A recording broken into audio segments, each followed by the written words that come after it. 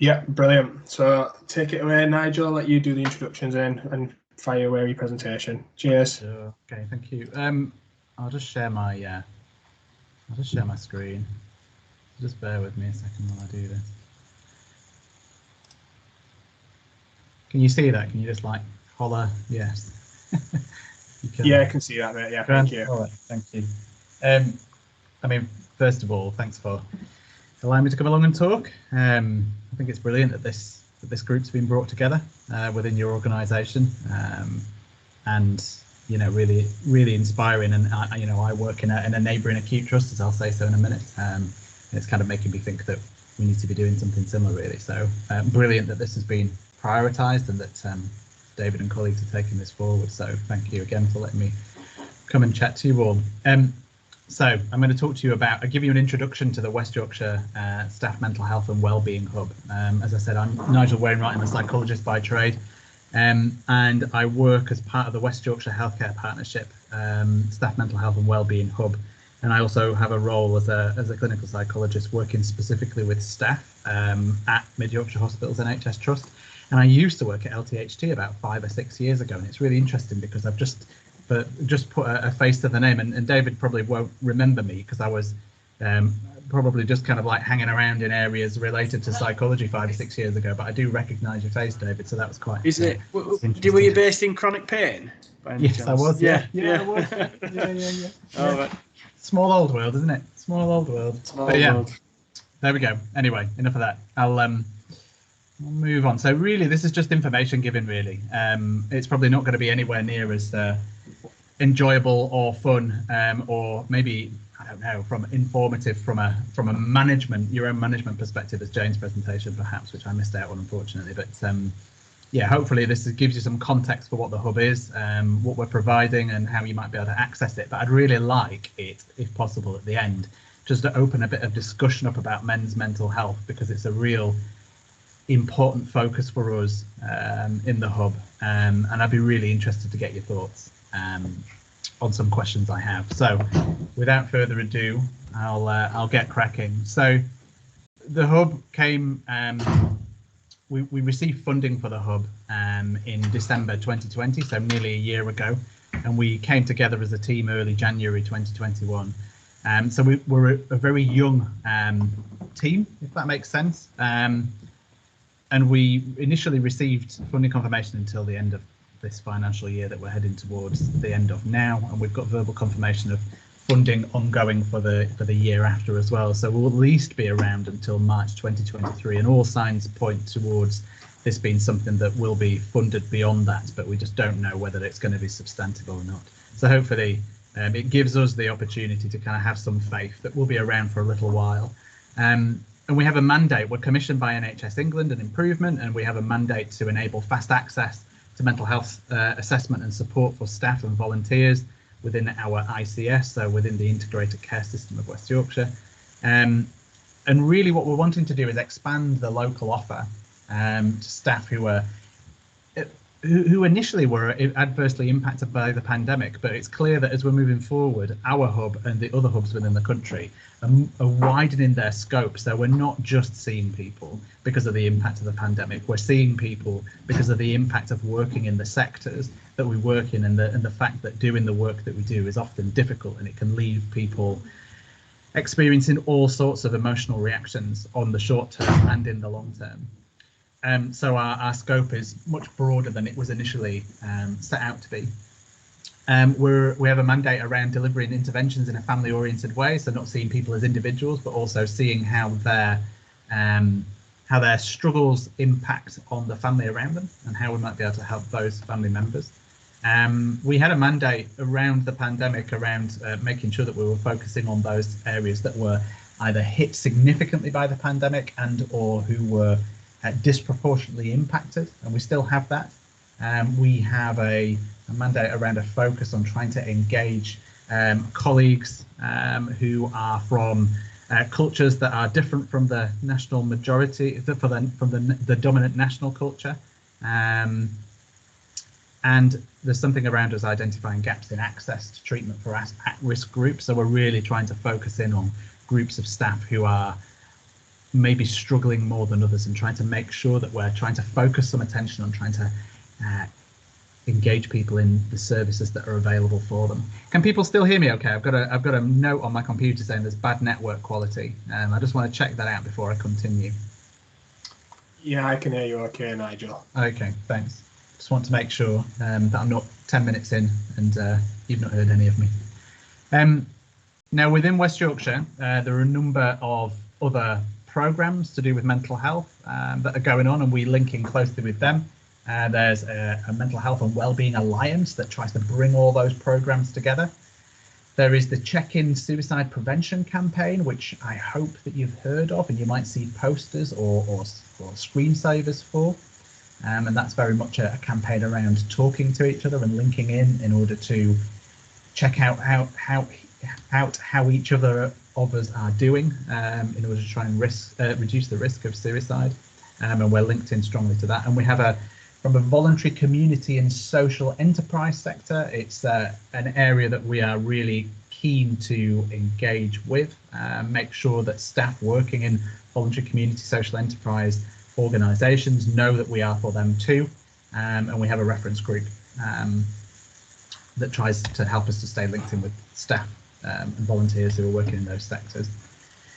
This is quite a lot of information, but I'm just going to talk very broadly about what this is. This is sort of like our framework for how we want to frame some of our interventions at the Hub.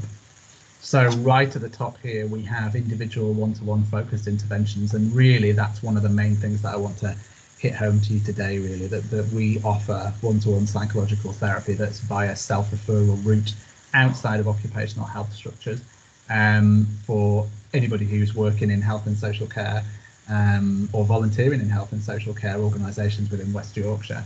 That includes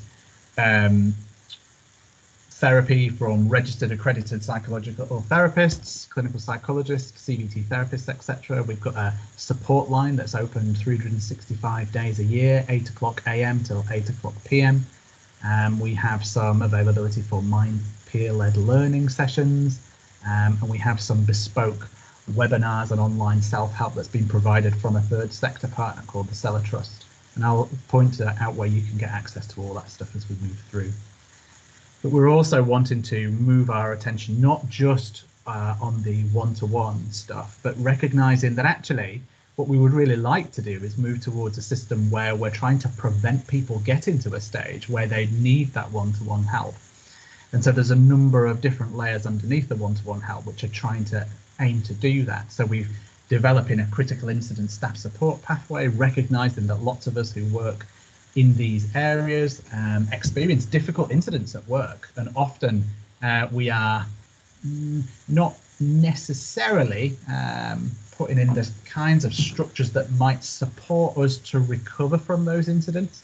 And so one of the things that we're doing is, as I said, developing a staff support pathway that we are going to make available to organisations to embed into those organisations, into teams, so that teams hopefully feel more prepared in terms of how they might be able to respond and support teams to support each other after difficult incidents that happen at work. And there is an opportunity for developing team-based interventions and consultation for teams who are struggling as well. Moving down a layer, we're talking very much about preventative type interventions. So here we're talking about delivery of things like the REACT mental health conversations training to help managers to feel that they've got the confidence and the competence to be able to approach team members and check how people are doing from a mental health perspective if they're noticing that people seem to be struggling, and to be able to check whether people are significantly in distress and what they might need to do about that. Things around check-in, peer-to-peer skills from Mind, as I said. And we've also got coaching as well. So we've got a coaching offer for people who want to be coaches, who are from minority ethnic communities, in order to try and increase the provision and the availability of coaches who are from different cultures. Because I think the coaching pool at the moment is majoritatively white, and we want to change that so that it becomes more accessible to a greater range of people. And down at the bottom, very much around culture. So I know that LTHT as an organisation has embraced Schwartz Round. We are utilising Schwartz methodology to run Schwartz rounds within the whole system. So we ran last week our first ICS-wide Schwartz round. I don't know whether any of you were on that, but there were 78 people who attended that from across the region, and it got some really, really good feedback. And it's something that I'll be linking in with the people who are involved with Schwartz rounds at LTHT to make sure that staff within LTHT are able to access that. And there is a wondering for me about whether we offer Schwartz rounds that are specifically focused on specific staff groups, and men might be one of those. We have a microsite that has a range of different self-help stuff on it, and I'll point you in that direction. We've got collaboration with Mindful Employer, and we have a university evaluation going on as well. So we were really keen to make sure that we are looking at the impact of the work that we're doing, and we've commissioned Leeds University to measure the impact of that. Now over here on the left-hand side, I've put here specific commission to focus on men's mental health. So we identify that men and men's mental health is one of those areas that we really need to focus on, because men are at higher risk of suicide due to mental health difficulties. And we have we're in preparation to put out an expressions of interest, or that's probably the wrong term. We're inviting third sector organisations to tender for a contract with us to specifically focus and provide some interventions that might help to try and engage men in interventions around mental health and well-being.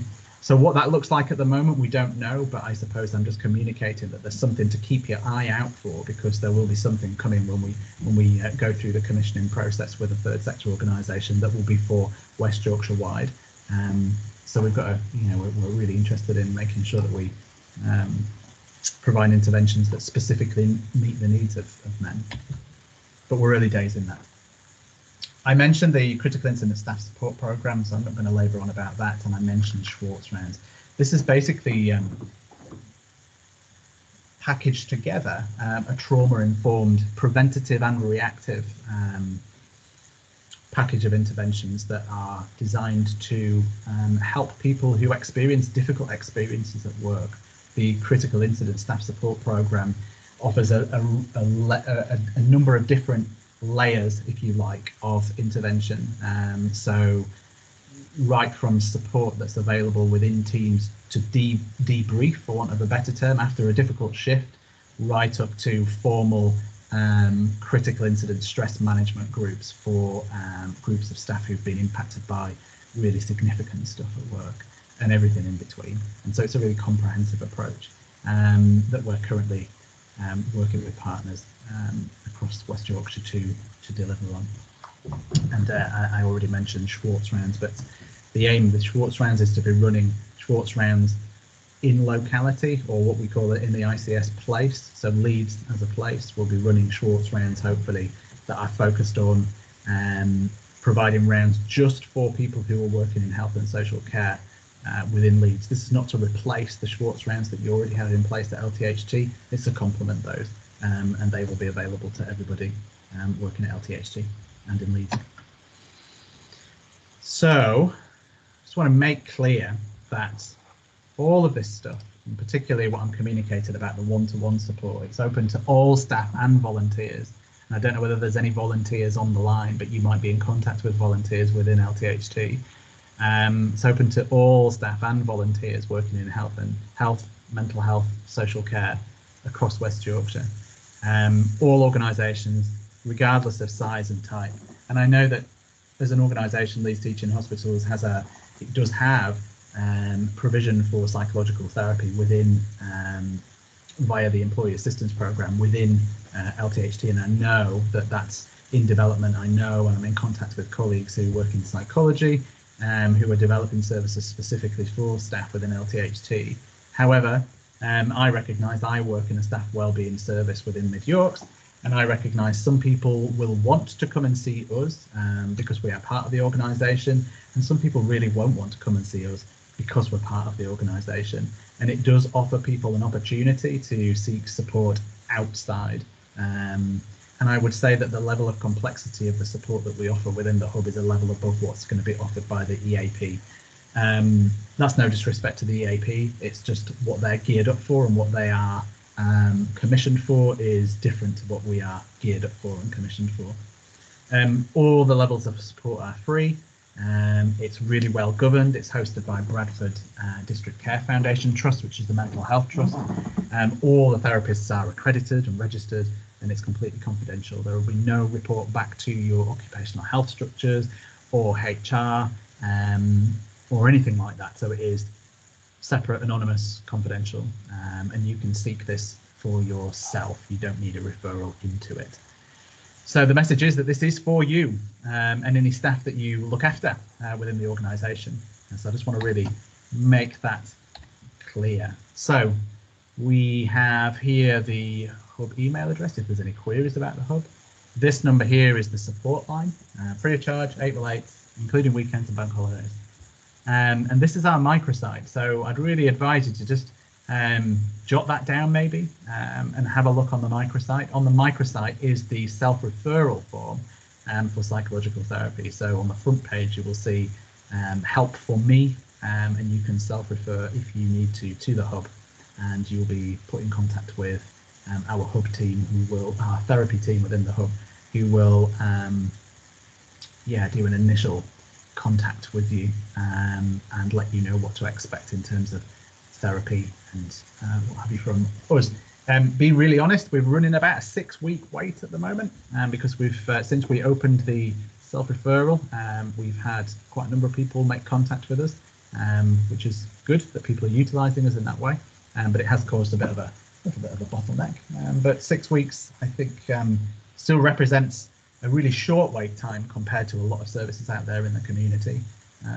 And is the same weight that I'm running in my service at Nigel. So it's it's not ideal. We'd like to be able to put people into access with for psychological therapy much quicker, but that's what we're working with at the moment. I just wanted to be honest and open and transparent with you about that. So here are my questions for discussion, if we have time, and I'm not sure who might be after me on the agenda. So yeah. Shepherd's crook me off, David, if I need. No, you're fine. You're the last one. Yeah. Am I? So, oh, good. So, we're all day then. I feel like I can be like Ken Dodd. You know, Ken Dodd used to joke about his shows being about 5 hours long. So I know from, and a lot of you will have a sense of this, I think. Men are not great in general, and it is a generalization, but not great in general at seeking help for their mental health and well-being. If I look at I'm not going to provide you with specific statistics, but if I look at the referral rates into our hub therapy service for men, it's really low compared to women, even when you take into account that we're a kind of like a female-dominated sector, if you like. There's still relatively few men seeking support for their mental health and well-being. And thinking about my service within Mid Yorks, we do get people coming through who are men who who come and engage with us, but it's relatively few. My caseload on an ongoing basis, if I've got one man on my caseload at any one time, it's unusual, because we're not necessarily accessing the help in the same way as our female colleagues are. So I'm really interested in what people think. Like, what are the barriers that get in the way of men accessing help and support for their mental health? And given what I've said in terms of, and I read a statistic on an Andy's Man's Club poster yesterday in a loo somewhere, and I can't even remember where I was, but I read it. I know where I was. I was in one of the educational centres of Dewsbury Hospital, that kind of gave statistics around how many lives are lost to suicide within men, and it's kind of like, it's eye-watering, really. It's really high. So there's something about what gets in the way of us accessing, and what creative ways might there be to try and help men to have their health and well-being, mental health and well-being needs met. So I just want to open that out. I'm really interested in what people think. So I'm going to stop sharing this for now, so I can see people if they decide to chip in. Carl? So I think with a lot of men, there's that stigma and like stereotypes that makes you less of a man to really speak out about mental health and your well-being and stuff like that. And just them stereotypes are just probably get in the way of a lot of people and not wanting to come across in a vulnerable state, stuff like that. Yeah, I think that vulnerability thing's really, it's something that sits in my mind, isn't it? It's kind of, it seems not okay to be seen to be vulnerable. And we've had, I suppose we've had the video and talk from Stevie Ward that spoke about vulnerability and breaking down that stigma. So we've heard quite a lot of that today. Paul, have you got your hand up? Yeah, I think as well, going back sort of from my age group, all through your life, when you're a youngster, it's about the man being the provider who takes it on his shoulders. And I think we're already intrinsically built into, when something's going wrong, then that feeling of letting everybody down, that people, you take it on your shoulders and then don't share it. And I think that's something maybe we can all do to our younger colleagues, to say that obviously that isn't right, and I think we also, sort of speaking from experience, that you start experiencing certain traits that show that your mental health's not there, but you sort of wash it away, put it into denial almost, that it could be something else, even though you know in your own mind that it's your mind, but you'll give it, you'll offset it to a physical issue or I've been busy at work or I'm tired. And I think we need to get people to sort of broach that, really. It sounds like what you're saying, Paul. It's about conversations, isn't it, really? It is. It's absolutely making sure that it's all right to talk about it, I don't know how we get that across. I think everybody's doing a great job of doing that. I just think it needs to get out to a much maybe younger and wider audience, really. I suppose that that is one of the main reasons and drivers for this group. And I know Nigel's, I spoke on email about sharing this group once it becomes established with the wider region, which I think is really important. That this, our mission statement, will involve it being a safe place for guys to talk about how they're feeling and share their experiences, and we can all offer, or some of us can offer advice if we've been through similar situations. I think next hand was James and then Sean. Yeah, thanks, David. Cheers for that, Nigel. I really enjoyed that. So just some things which I think we've kind of spoke about previously. Obviously, we've only had 2 meetings prior to this event today. But one of the things that we kind of discussed previously was just around like times that services are open as well. I think can be a big barrier for a lot of men. It's it's coming to work, you're doing 9, 5, 7, whatever your shift is, and just sometimes it's just that thing of I need to ring doctors at 8:30. Like if I have to want to go to a doctor's appointment, I have to ring at 8:30, and you'll be on hold for 10 minutes, and then you'll say, I've got no appointments today. So I think that can be a big barrier for a lot of people. It can be just like, I'll just say I am tomorrow. I'll give it a week and see if it kind of blows over. So I think the actual times and availability of services is a big barrier for a lot of people, and so that's something which probably could potentially be looked at as a way of addressing that. I know it's not.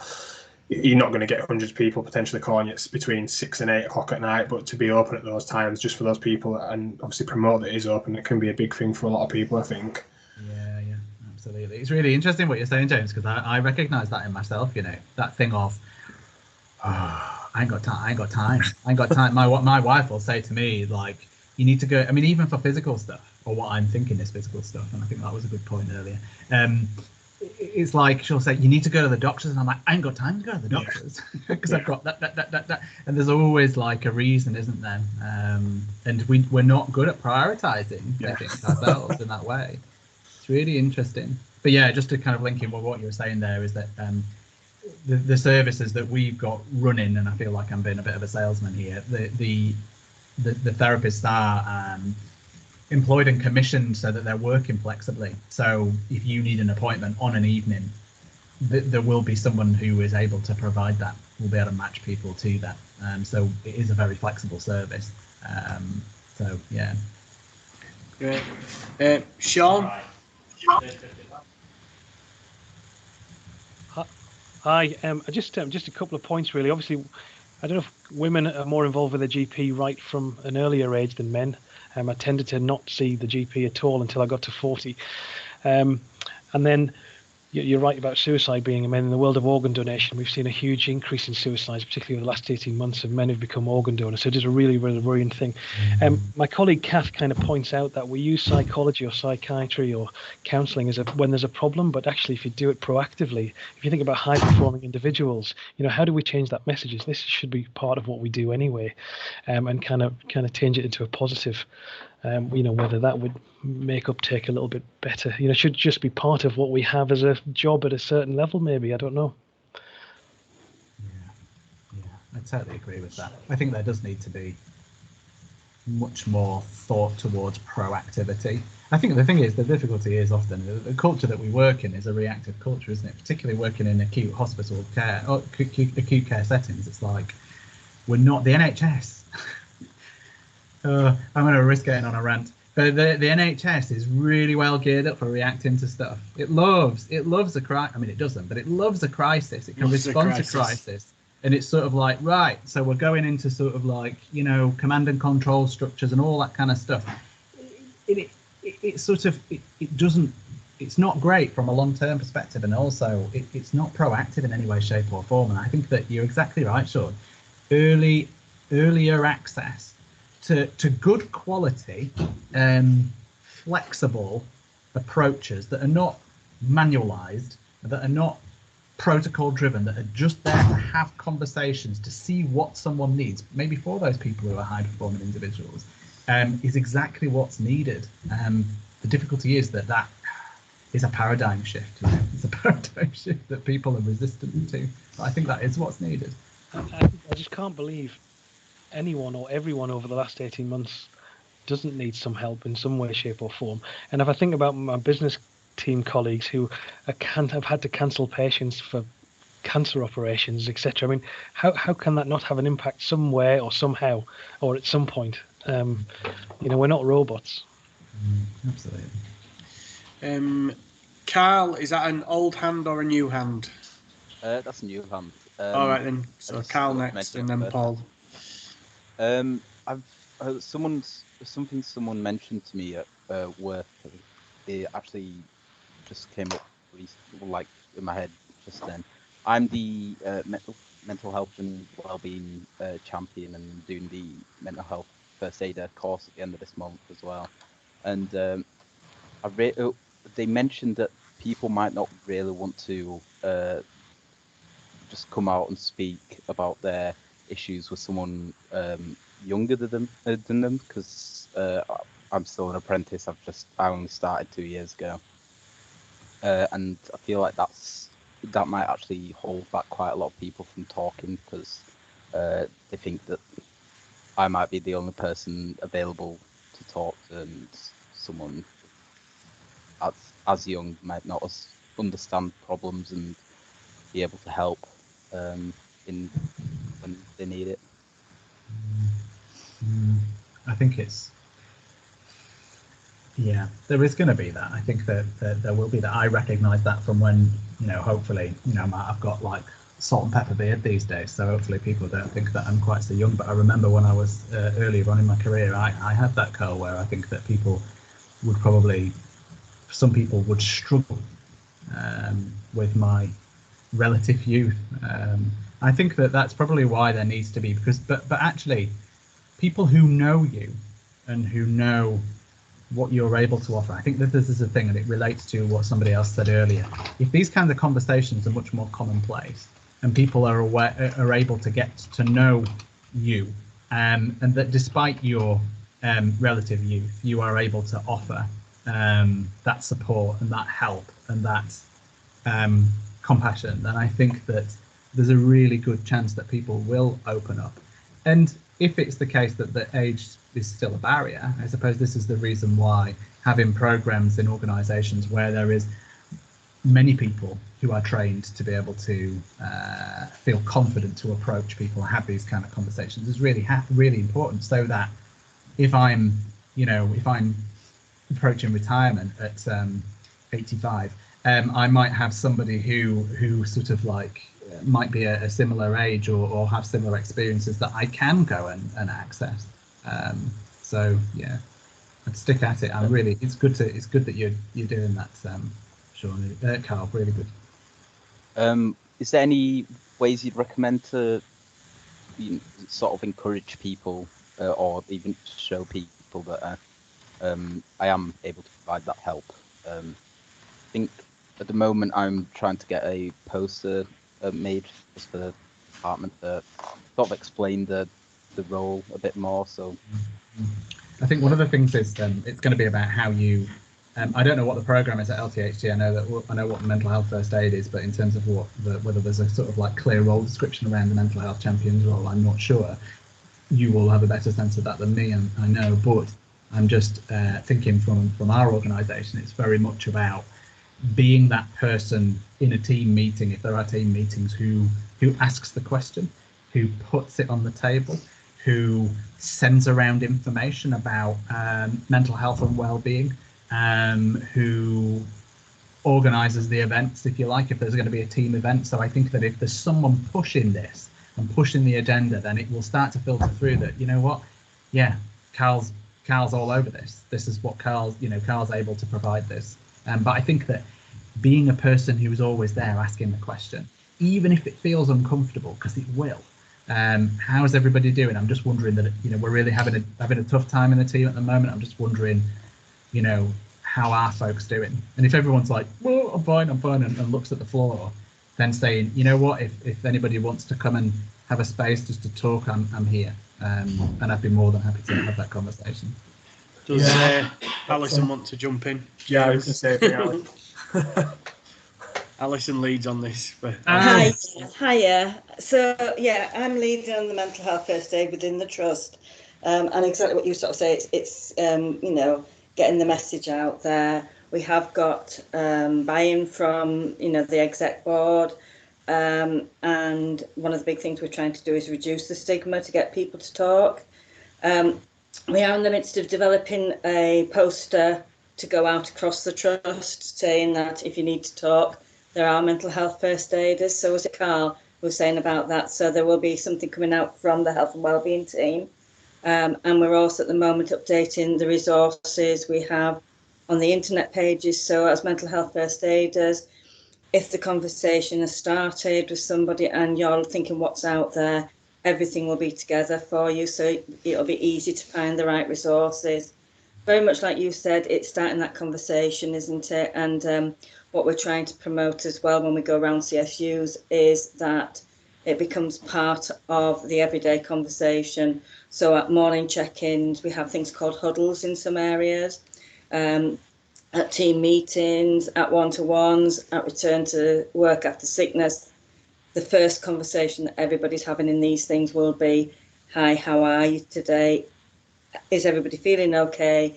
If you're not and you want to have a chat afterwards, there are, and if they're not the actual mental health first aid doing that bit, then signposting to the right people who can help, and just making it so it's in every single conversation we're having. Brilliant, thank you. Yes. Okay. Paul Jackson.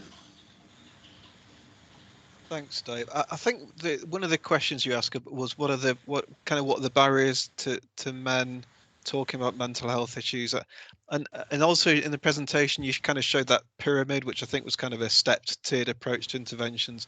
So I guess kind of the bottom of that pyramid is about having conversations with friends and family, so you don't get to the stage where you need kind of prevention intervention. So I was just kind of thinking around that.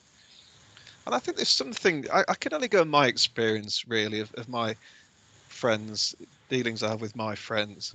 Whenever and I've got a good circle of friends, but whenever we kind of socialise, everything's on a very, very superficial level. I think there's something about the male psyche. It's all about humour, isn't it? It's really, a lot of our friendships are based on humour. It's just who can make each other laugh. And if anyone ever kind of talks about more serious issues about family or work, or it's not that that's shut down, but I think there's a general feeling, certainly amongst my peers, that's it's not really something that we want to be discussing when we're on a night out or when we're socialising. It's all about, you know, just having a good time. I think that has changed, actually. I've noticed that the last 2 or 3 years, perhaps as we started losing parents, as some of us have got children, I don't, but have family issues, and maybe we've kind of progressed in our career, so we've got the kind of jobs that where things are causing issues. So I have noticed a difference the last 2 or 3 years, but generally speaking, yeah, my kind of general feeling is men, when they get together, they kind of regress, really. When I'm out with my friends, some of whom I've known since I was 15, 16 years old, we kind of talk and act as if we were 16 years old, if I'm being honest. As I said, that is gradually changing, but which is great in one way, because you have fantastic times and, you know, you don't get too worried about things while you're out with your friends, but it doesn't really give you that opportunity. And if I've got really major issues that I need to speak to someone about, I tend to speak to my mum, Right. not my dad. Yeah. They're still together. I love them both dearly, and you know, but I would, if I wanted a serious conversation, I would speak to my mum and not my dad. And I think that's true of many men, if we're being honest. Yeah. So that's not an answer. It's just an observation. There's something about it's something about men and what are men. Yeah, absolutely. It's a generalisation, but that's kind of my observation. I recognise the same thing within my friendship group as well. Or, you know, I think a lot of us would, and it's just about like where we, because if you do have that strong parental figure who's able to meet that need for a serious conversation, then grand, and that's really good. I suppose it's just like where that doesn't exist, or where this issue is just an issue. Life dealt me a set of cards, or I've rolled a set of dice that's left me in a position I can't go to mum for this, or I can't go to that strong parental figure. And it's like, where do we go, really? And I know that, you know, I don't necessarily have the answer as well, because it's evident to me that, you know, statutory services are not necessarily meeting that need. And if it is the case that we've got this sort of like jocular friendship groups who are not necessarily going to be where I'm going to go and talk about that stuff as well, it's like, where can I get this stuff? And that's where they're sort of like thinking creatively, maybe about how we can make room, because it's evident, you've just said it, Paul, it's like we do have these needs. It's just like, where do we go for that stuff, you know? It's really tough. I think David's on a call, so we've got Paul, another Paul, on the next question. You've got a hand up, Paul. Yeah, it wasn't so much a question. It was just it was listening to what Paul had said just then and what he'd said earlier on. The fact is that I think it's based around what you said about the setting that you're in. So if you're in a pub and you're all having a joke, you're going out there with that perception that you're not going to talk about anything particularly meaningful. But you'd said earlier on during the course of this session, that if you're out in a different setting, so you're out walking with your mates, you're doing your 40-mile walk, you're out in an area where then those sort of conversations might come to fruition a bit more easier, you know. So again, it's about the location that you have those conversations in, I think. Yeah, absolutely. Yeah, just to nip back in there, Paul, I don't know if, Nigel, I was speaking about that kind of earlier on in the day before we actually started. And yeah, just for those that didn't hear me say that. So normally every Christmas, me and my mates, we kind of go out drinking, frankly, kind of on a Saturday. We call it gents Christmas shopping, inverted commas.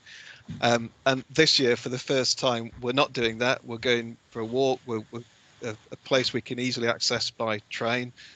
So we're going for a long walk, and then yes, we are going for a meal, and those of us who want to drink can have a drink, but certainly one of the chaps that we're there will be driving down from Scotland and back on the day, so he won't be drinking at all. And I think we've made it conscious, and actually one of my peer group did have some quite severe mental health issues a few years ago. We knew nothing about it until I think a part of the process of him dealing with that was to kind of share it with his friends. So he messaged us all separately, so we kind of now know about that, and it's not as if we discuss it much, really. Perhaps we should discuss it a bit more with it, I don't know, but it's understood that you know that is there. So yeah, so as I say, I think things are changing, certainly in my peer group. It's really good that your friend felt able to, you know, to let you know about that stuff, you know, because I think a lot of people maybe don't, and as has been said already, might bury that stuff. And I think that, you know, it doesn't necessarily have to be the main topic of conversation, does it, every time you meet? However, there probably is that thing of just like checking in and just like, you know, how are you doing when there's an opportunity.